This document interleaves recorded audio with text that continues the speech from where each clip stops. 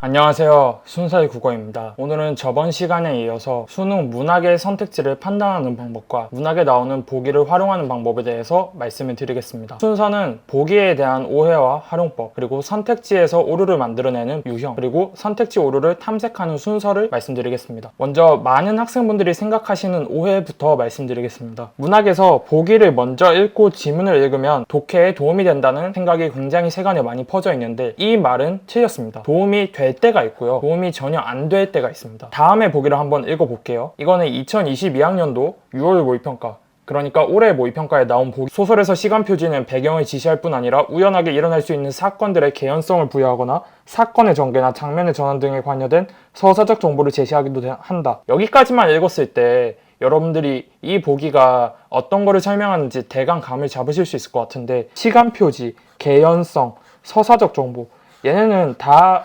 소설의 어떤 표현상 특징과 관련된 개념어죠. 근데 이 개념어를 여러분들이 기억하고 지문을 읽는 게 그 지문의 어떤 사건이나 인물들의 정서나 갈등을 파악하는데 도움이 되나요? 도움이 거의 안 됩니다. 보기가 이렇게 표현상 개념으로 되어 있을 때는 먼저 읽는 것이 독해에 도움이 되지 않아요. 그런데 이번 6월 모의평가에 나온 또 다른 보기를 한번 읽어볼게요. 시인은 결핍을 느끼는 상황에서 새로운 가치를 발견하고 이를 통해 삶을 성찰하는 경우가 많다. 예컨대 연유는 축적된 인생 경험에서, 대장간의 유혹은 현대인이 추구하는 편리함에서 결핍을 발견한 화제를 통해 일상에서 경험하는 것이 재해석된다. 여기 계속 결핍, 성찰, 이런 용어들이 반복이 되죠. 이런 용어들은 물론 표현상 특징으로 보기도 하지만 기본적으로 주제나 해제로 보죠. 얘네는 읽고 작품을 보면 도움이 되는 게 맞아요. 그러니까 여러분들이 보기를 보실 때 내용에 대해 다루는 보기인지 표현상 특징에 대해 다루는 보기인지에 따라서 도움을 받거나 도움을 못 받을 때가 있어요. 그래서 무조건 보기를 먼저 읽고 지문을 읽는 습관은 그렇게 좋지 않습니다. 따라서 보기가 이 지문 독해에 도움이 되는지 안 되는지를 먼저 따지고 나서 보기를 먼저 지문 읽기 전에 읽든지 해야겠죠. 근데 그걸 할 수 있는 시간이 딱 수능에서 주어져요. 파본 검사를 합니다. 수능 실전에서는 8시 40분에 시험 시작되기 전에 5분 전쯤에 보통 8시 30분에서 8시 35분 이 시간 안에, 랜덤된 시간에 파본 검사를 시작해요. 시험지에 찢어진 부분이 없는지, 시험지에 잉크가 잘못 출력된 부분이 없는지, 낙장이 없는지 그거를 체크하는 검사를 할 때가 있습니다. 그때 진짜 파본 검사를 하는 게 아니고 보기를 슬쩍 읽어보세요.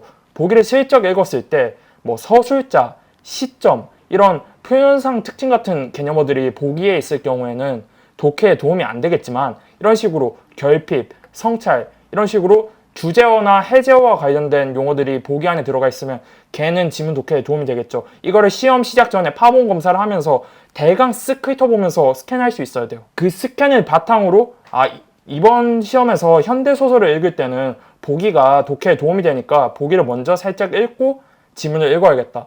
이번 시험에서 고전 시간에 나와 있는 보기는 표현상 특징을 그냥 설명하는 거라서 딱히 독해에 도움이 안 될 것 같아.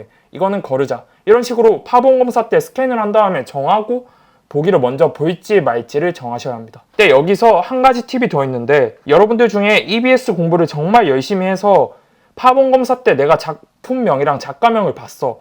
그래서 내가 공부했던 게 다 기억이 나. 그러면 보기를 볼 필요가 없어요.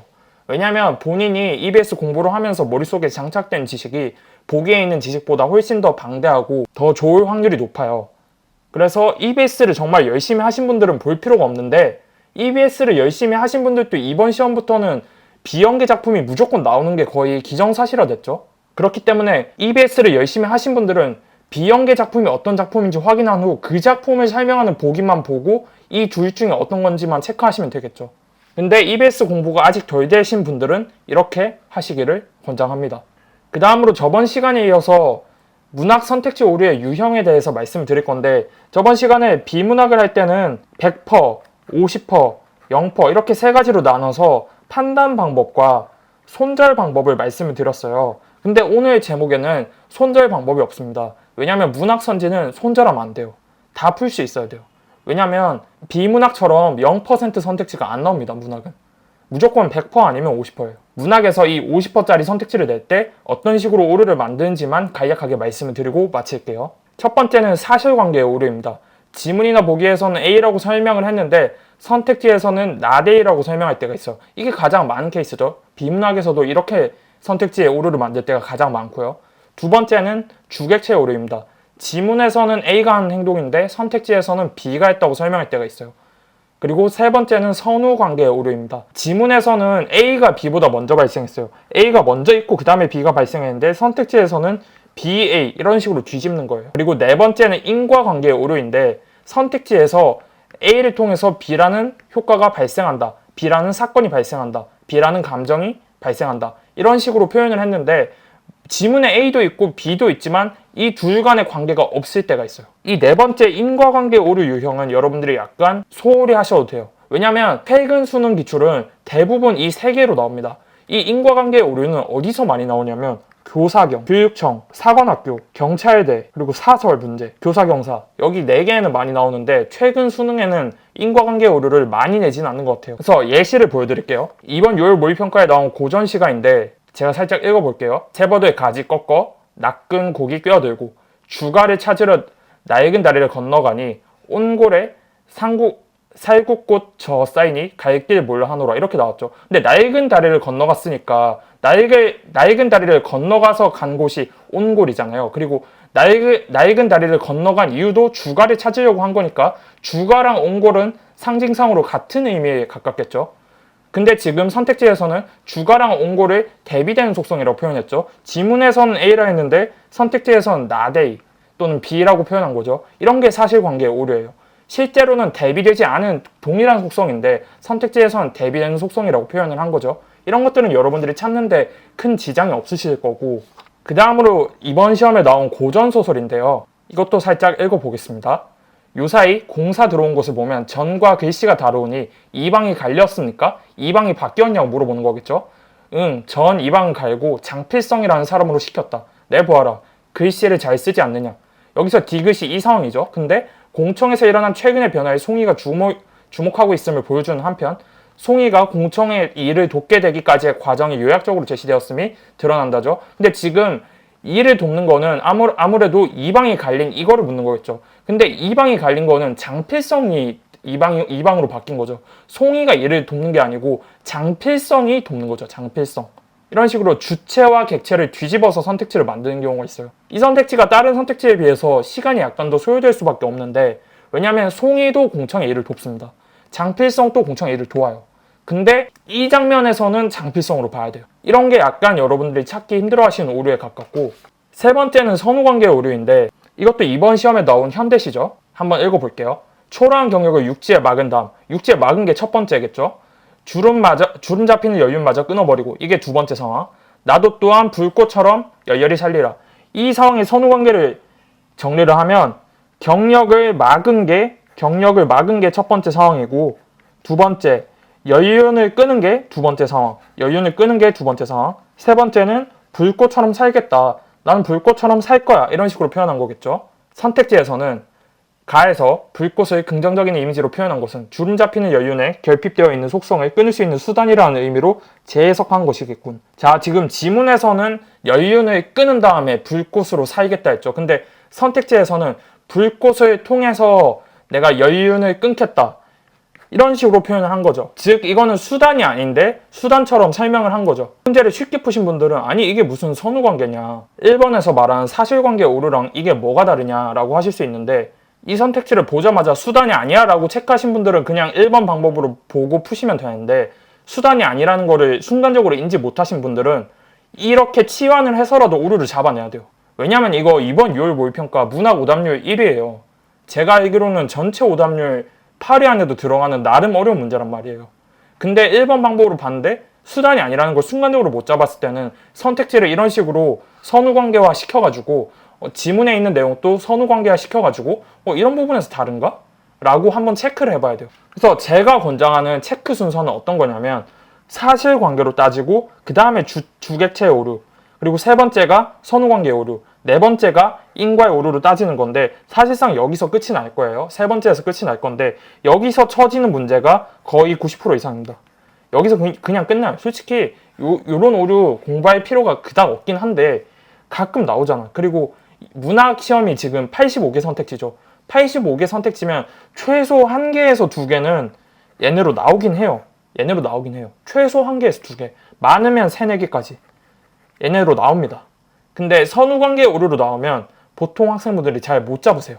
왜냐면 잘 안 나오거든. 모든 시험에 매번 나오는 오류가 아니라서. 주객체의 오류는 거의 매번 시험에 무조건 나와요. 그래서 이거는 공부를 많이 하신 분들은 웬만하면 잡으시고 3, 4등급 이하인 분들은 이거 잡는 거에서 거의 그치는 분들이 많고 2등급 분들은 요 정도까지도 다 잡고 1등급인 분들은 여기까지 잡는 연습을 해보는 게 어떨까?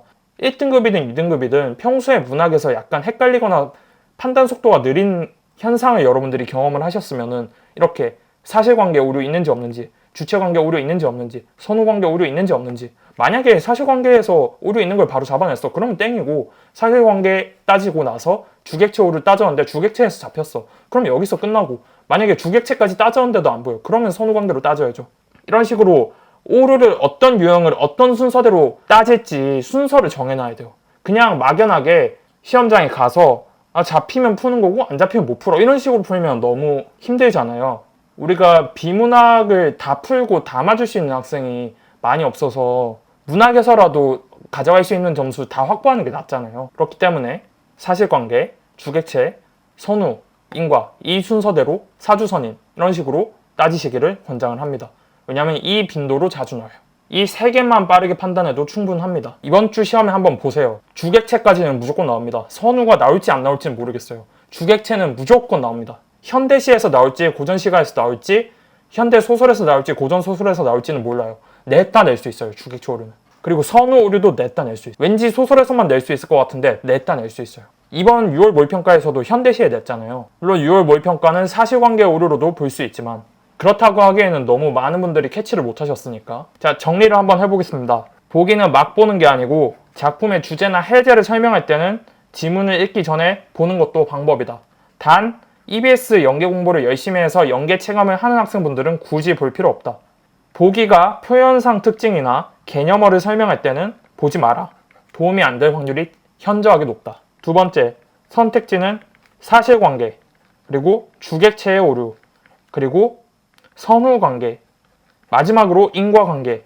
이 순서대로 따지는 것이 가장 좋다. 왜냐하면 출제 빈도가 이 순서다.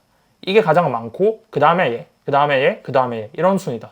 자, 이렇게 해서 9월 모의평가 대비 선택지의 오류를 잡아내는 방법을 비문학과 문학으로 나눠서 2개 영상으로 짧게 제작해서 만들어 보았습니다.